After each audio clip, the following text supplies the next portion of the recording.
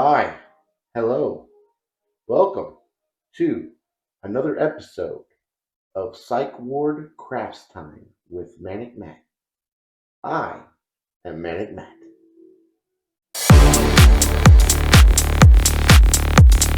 I like to start the show off every episode with a reading of a Bible verse or two, and then a prayer to set things off and give it to God, if you will. Today's Bible verse is from Matthew chapter 5, verse 14, which reads, "You are the light of the whole world. A city built on top of a hill cannot be hidden." Let us pray. Dear Jesus Christ, thank you for the opportunity that I have to do this and have internet access and all the things that I have in my life. I'm very grateful for my home, my cats, my job, my family, and the ability to do art and write books. And I'm thankful. Please be with me and my family. We've had a rough time in this past few months. We've had another death in the family, and many of us have suffered illnesses. It's been kind of hard for a lot of people in our family right now. So be with us, give us strength to recover. In Jesus' name, amen. Thank you for joining me today. For today's craft, I think we'll do a maze. We'll continue to do this one I've been working on. Let's take multiple episodes of each episode. We'll do a little bit of maze art. That's the whole thing that we're doing here today. Doing some maze art. I can share some things about my life, talk about stuff, randomness, what have you. It's the Manic Matt show. Whatever you want to call it. Psych Ward Crafts Time. I thought that was a cool name. I don't know what you think.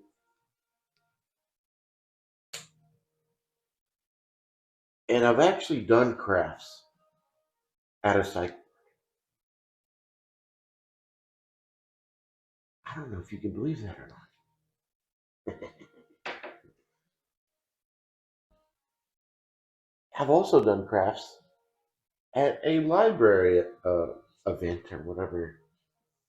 It was a cool time. That's where I got the idea to do the bottles because that's what the whole thing was. And that's why I signed up for it. I thought, man, this would be a cool thing. It's wine drinking, and they'll have snacks, wine, and do a wine bottle craft where you decorate and make a maze, well, not a maze bottle, but that's what I chose. But a bottle decorated and light up like these, the light up. That's where I got the idea. I thought there'd be a cool opportunity to meet some people, make some friends, what have you. It was all mostly senior citizens. There's nothing wrong with that. I mean, they gotta have something to do. I guess everybody my age and under retirement age is busy trying to make it in this world and working 2 or 3 jobs and doing whatever it takes to make it. I've been trying to make some side gig money by doing DoorDash, and it's proven to be a challenge to feel good about it, to motivate myself to stick with it because it's not like a real job. I don't know. You only make money if you're doing a delivery, and you have to wait for those deliveries to come in. And the area that I live in feels like it's oversaturated with door dashing people. It's always awkward to run into another door dasher while you're dashing. It's like the old west. Come across another guy, he's gigging on the DoorDash. We're at the same place waiting for different orders. And you think, you're the reason that I've had to wait for more orders. This town ain't big enough for the both of us. Well, you think that. And then it's some old retired lady just trying to make a little extra money. And you're like, oh my goodness. Whatever. I got to do what I got to do. Make some money, a little bit of extra money. Until, I don't know, something kicks off with my art or this effort of writing novels, making videos, trying to put my creative self out in the world of all the things that I'm trying to create besides videos and art and books. You can't help but judge people who order DoorDash because you only know your own experience in a certain way of if what would make you order food delivery. There's different occasions that you may consider it, but I judge everybody that orders. Like, why are you ordering DoorDash? Why don't you just go pick it up yourself? But there's certain situations where you feel humbled and feel like you're actually doing a good service to help people to be able to do that. In one situation, I brought some food to somebody who ordered food from a restaurant that was like a mile from their house.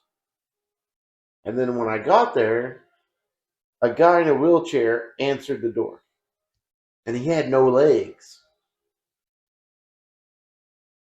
So I felt like, oh, I understand. This guy almost depends on this type of service. He probably orders other things to his house, and I, felt like grateful to be able to offer something like this to this guy. I'm not sure what happened. Why did he lose his legs? Was he born like that? Did he lose them in some war or conflict or some horrible accident? I don't know. But here I am with this food, and it makes you feel good to do something for somebody like that. And they pay you a little tip. So it's great. And then you get the teenagers who don't have a car. And they got their parents' money or whatever it is, or they get money somehow. Maybe they're working part time, uh, but somebody driving them. So you help them out. Bring them some food on whatever night they're on their own because their parents are working. Who knows what's going on? Then you get the rich people, and you look at them like, yeah, that was an okay tip, but I think you could have gave a little bit more. Come on. You know what I mean? Everybody has their own reasons to order these things. For me, it's always just been laziness and trying to save time. Laziness, time, I don't want to drive, whatever. But, there's other reasons that people may want to order food delivered, groceries delivered, or, any type of stuff like that, like the extra services that are out there to do. I remember one time we was on vacation with the family.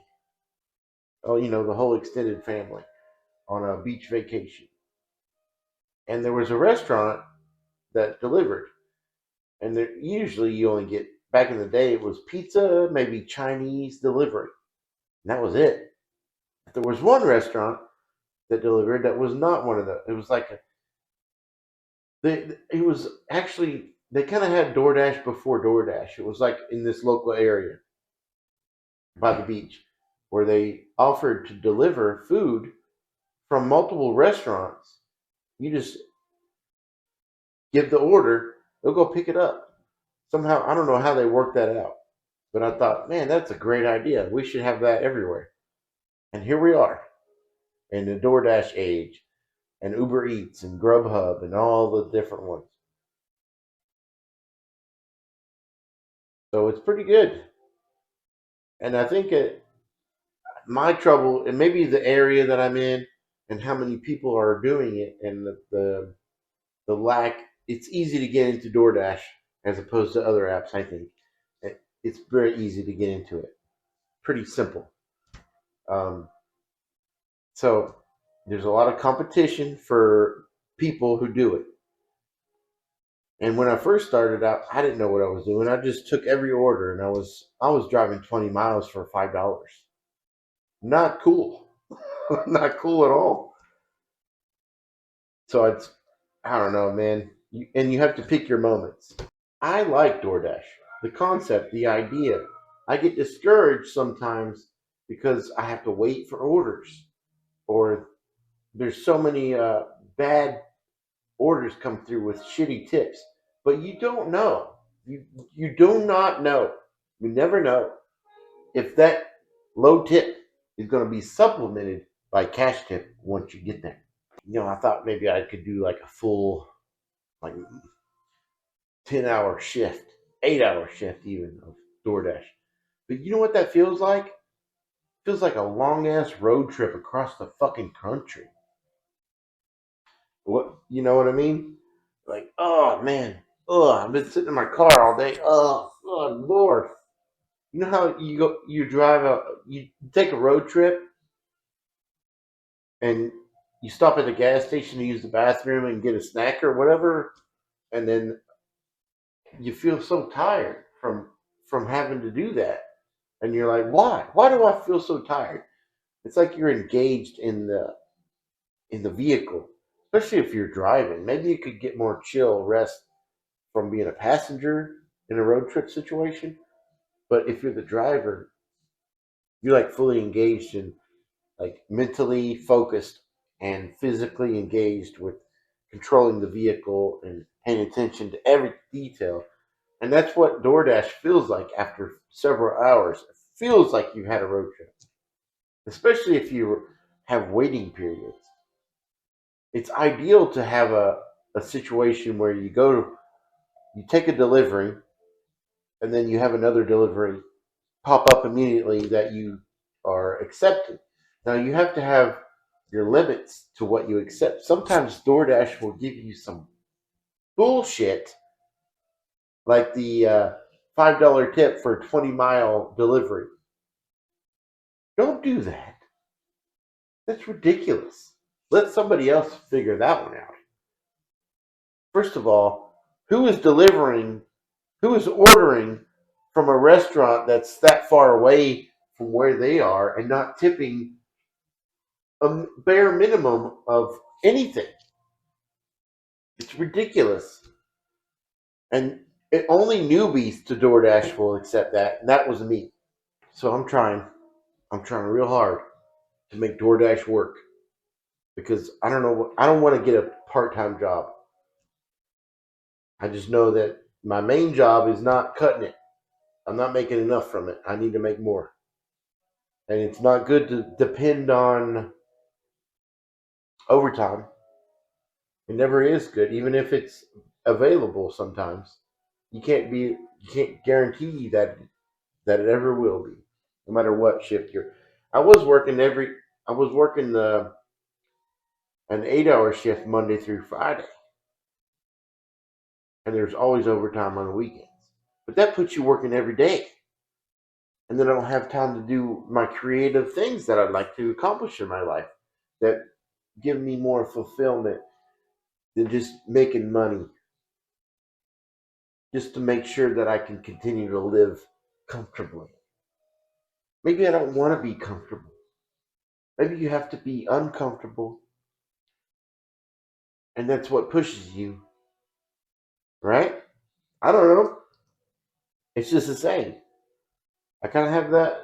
theory about some of the weird behaviors of crazy activity that happens in our country of the United States. There's too much comfort level, and people are on their phones scrolling, doom scrolling all the time with the negative stuff all the time, and then they get energized to do something stupid to bring meaning in their life. And hopefully we can continue to be the country where you could be poor, you could be broke, you could be in prison, but it's still better than being in any other country in the world. Seriously, dude.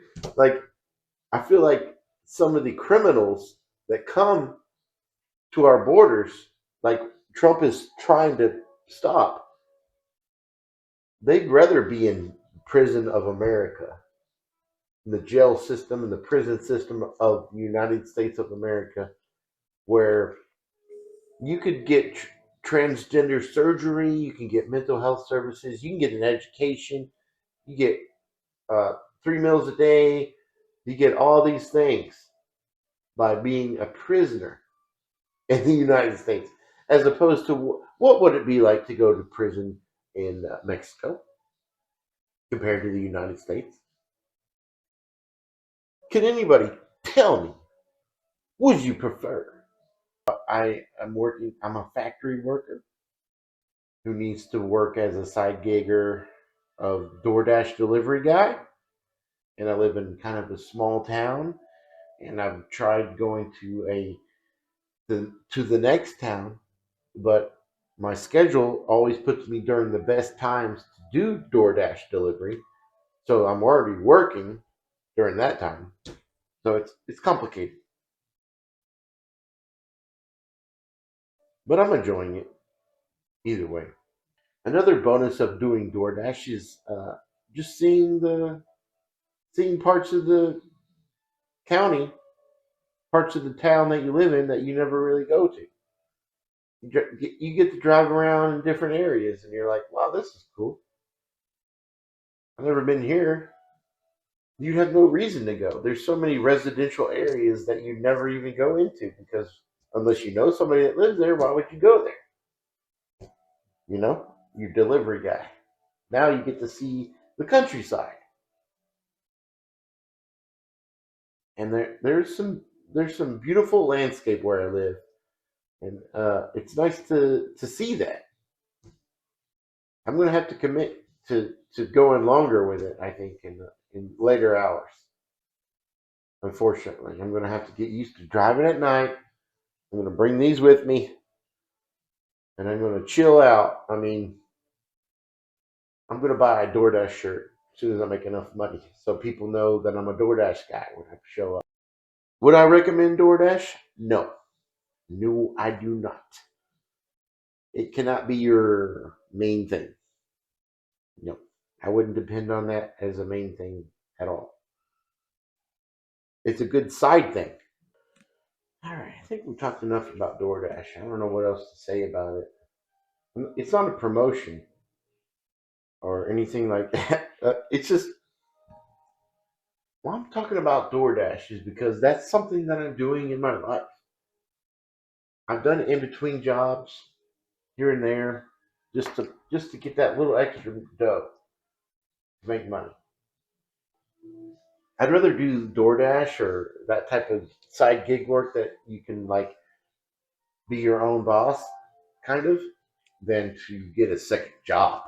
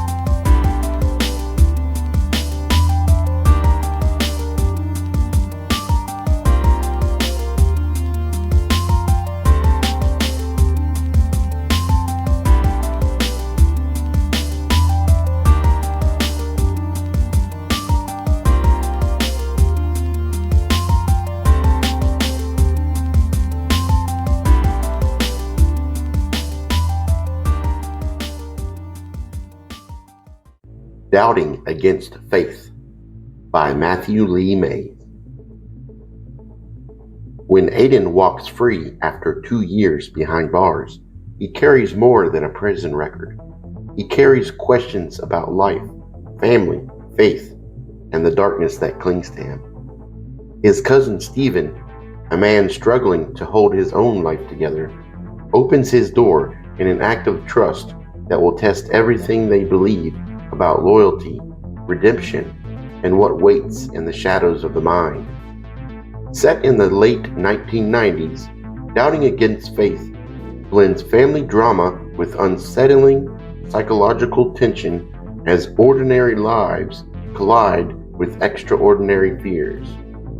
Through shifting loyalties, hidden truths, and an ever-tightening grip of the unknown, the story traces one man's fight to understand whether he's battling demons of the mind or something far worse. A gripping journey into doubt, belief, and the blurry line between reality and madness. This is a story about faith, when faith feels impossible. Available now on Amazon.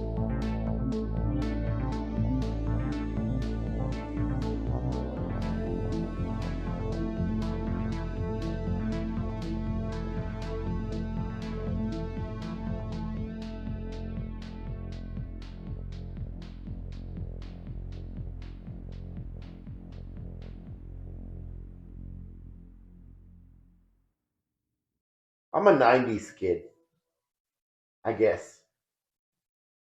I don't know what generation, millennial or whatever, I don't know what generation, whatever. I was born in 1984. So the early, the 80s that I grew, that are my very toddler years, I don't remember those from age 0 to 6.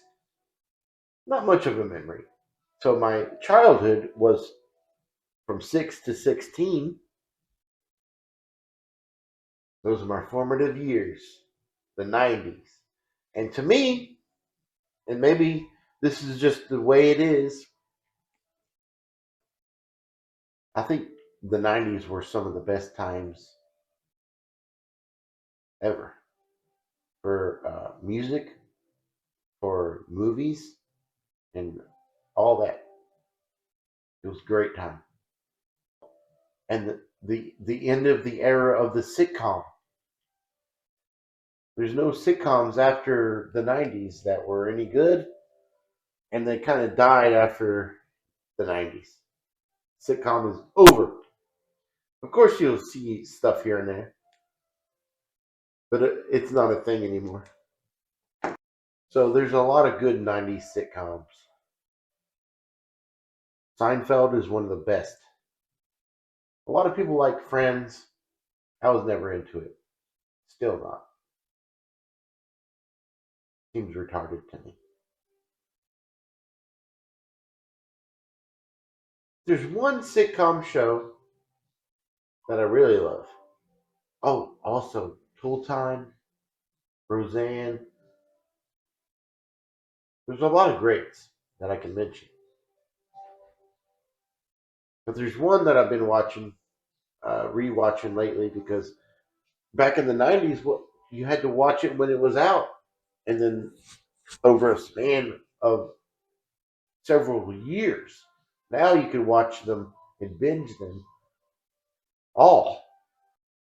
So I decided to like stop consuming the news and like watching any type of content that's political or current events nature, what have you. So what does that leave me with? I don't know, but I'm feeling very nostalgic for the 90s. So I've been binge watching the the Drew Carey show. And I love that show. It's great. It's just all good fun. It's like the whole premise of the show is just a setup for jokes. The whole everything. It's just all fun and jokes. And I love that. Drew Carey is really funny, and they have a lot of good talent on that show. Like the whole, I think they were all on Whose Line Is It Anyway, where they were like improv, comedy, improv stuff going on.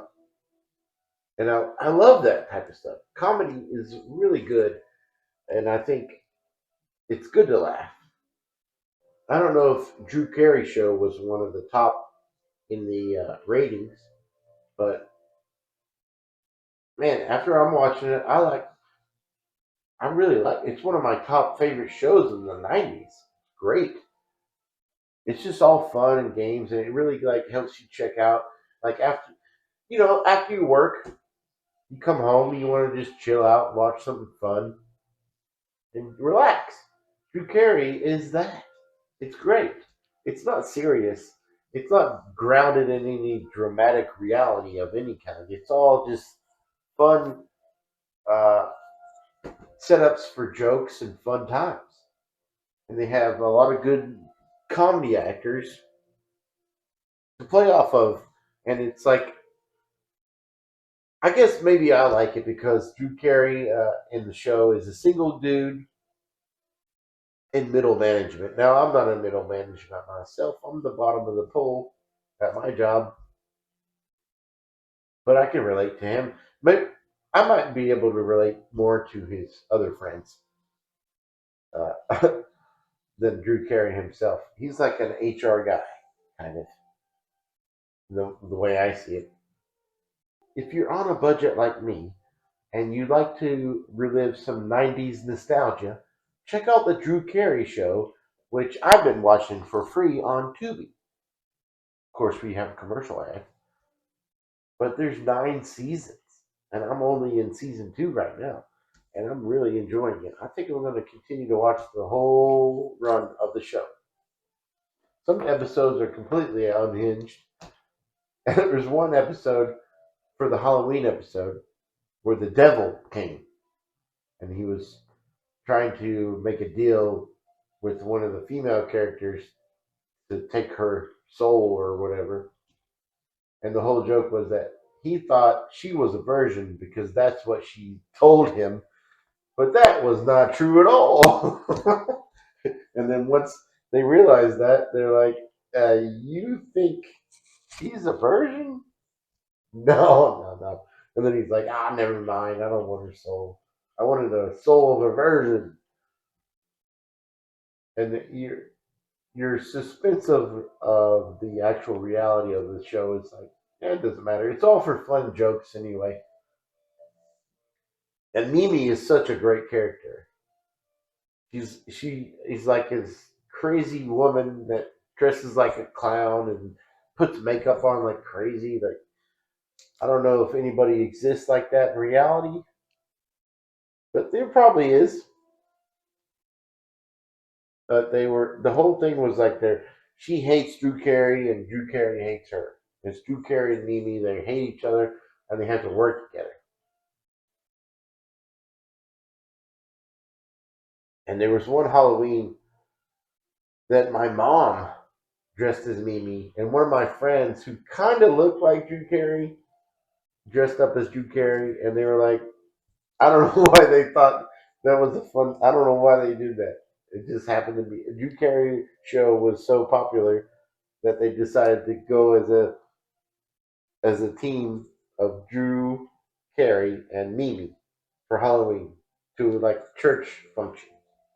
You know, churches have trick or trunk or treat, or you have the church events for Halloween. Those are cool. So that's what they did, and I don't know, Drew Carey. I didn't watch a lot of it as much as I thought. I'd seen enough in the '90s to like it, but now I'm like, man, there's so many more episodes than I ever thought there were. They ran for 9 seasons, and there's like a lot of episodes. And they had a lot of guest stars of very famous people to be on the show. It was pretty cool. The '90s were great for so many things that happened in the '90s that were epic. It was the introduction of the internet. And so many awesome movies, so much awesome music that's going to be my era. And I don't know if I'm biased because that is the time that I grew up from age 6 to 16 that I really enjoyed everything that was being put out. Not everything, but a lot more than now. Now I struggle to find music in movies that I enjoy, or shows, or anything. Now it's all, yeah. You see the propaganda and the infections of the ideologies and everything. When in the 90s, it didn't feel like that at all. Even though there's probably a little aspect of it. At least some sort of tapering to what we got to see. I don't know. But it's on a new level today, and it's so obvious. One of the movies that came out in the there was like 1999 specifically was probably the best year for film in the history of cinema. We're talking The Matrix. Hold on. Let me see if I can look that up real quick. I'm 15 years old in 1999. And here's the movies. Fight Club, which I didn't really get into till later, but I love Fight Club. Fight Club is awesome. Okay, we got Brad Pitt, Edward Norton, and it was really well written, based on a book that they pretty much were verbatim to the movie, to what the book was. They only changed the ending, and the ending is far more interesting than what they put on the film. I recommend you read it or get the audiobook. Audiobook's pretty good, but the ending is different. I'll leave it at that. Then The Matrix. Everybody knows The Matrix. American Beauty. The Green Mile. Eyes Wide Shut. Toy Story 2. The Sixth Sense.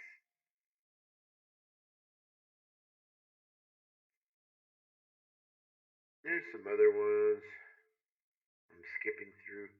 Office Space. That's a good one.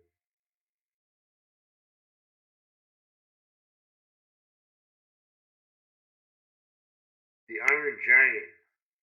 American Pie. The Blair Witch Project. October Sky, which is a true story based on these guys that were building rockets. And it's based in West Virginia, where I'm from. So that one really hits. I like that one. Galaxy Quest with Tim Allen and Sigourney Weaver. That's like a spoof of Star Trek. I like that one. Austin Powers. Big Daddy with Adam Sandler. And Star Wars Episode 1.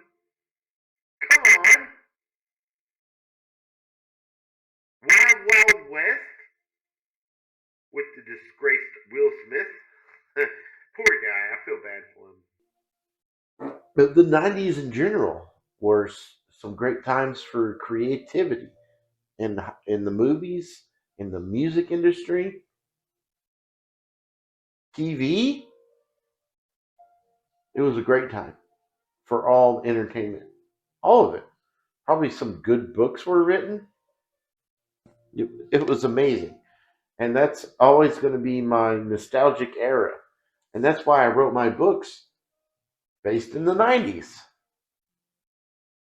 Yeah, so if you're feeling nostalgic for the 90s, maybe you'd like my books. Of course, I recommend going back to all the entertainment that was produced during the 90s. But my books are going to be based in the 90s.